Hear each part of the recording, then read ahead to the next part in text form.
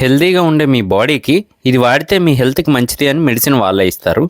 తర్వాత మళ్ళీ మన ఒంట్లో కొత్త ప్రాబ్లం మొదలయ్యేలా చేసి దానికి విరుగుడు కూడా మా దగ్గర ఉంది అని ఇస్తారు. ఇదే మెడికల్ మాఫియా అనమాట.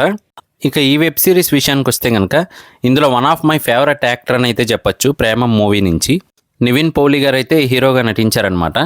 ఇదేదో మన ఎవరికి తెలియని వరల్డ్ అయితే కాదనమాట. మన చుట్టూ జరుగుతున్నవి చాలా క్లియర్గా అర్థమయ్యేలా అయితే చెప్పారు.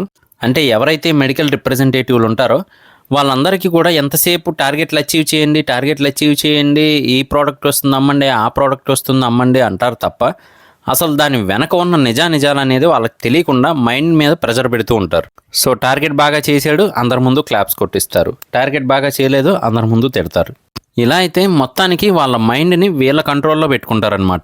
ఆ రకంగానే ప్రెగ్నెన్సీ ఉమెన్కి ఇది వాడితే చాలా మంచిది, పాప గ్రోత్ బాగుంటుంది, బాబు గ్రోత్ బాగుంటుంది అని చెప్పి మొత్తానికి వాళ్ళ చేత ఆ మెడిసిన్ వాడేలా చేస్తారు.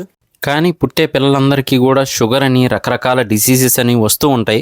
దీని వెనక అసలు కారణం ఏంటి అని చెక్ చేస్తే కనుక ఆ మెడిసిన్ వాడడం వల్ల అని అర్థమవుతుంది. ఆ మెడిసిన్కి సంబంధించిన ప్రూఫ్స్ అవన్నీ కలెక్ట్ చేసి మొత్తానికి కోర్టులో సబ్మిట్ చేయాలి అనుకుంటే అవన్నీ కలెక్ట్ చేయడానికి మెయిన్ రీజన్ అయిన డాక్టర్ని చంపేస్తారు. అలాగే హెల్ప్ చేస్తూ ఉన్న కుర్రోడిని చంపేస్తారు.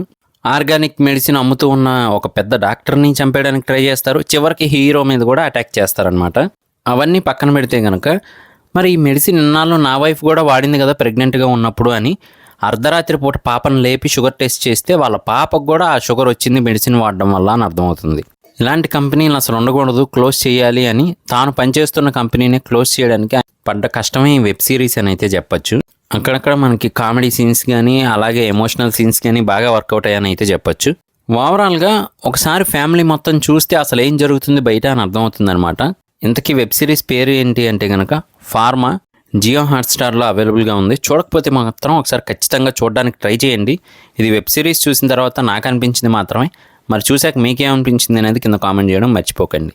నేను మీ ప్రసాద్, మళ్ళీ నెక్స్ట్ వీడియోలో కలుస్తాను. Love you all. ఇన్స్టాగ్రామ్లో ఫాలో చేయండి, యూట్యూబ్లో సబ్స్క్రైబ్ చేసుకోండి. Thank you.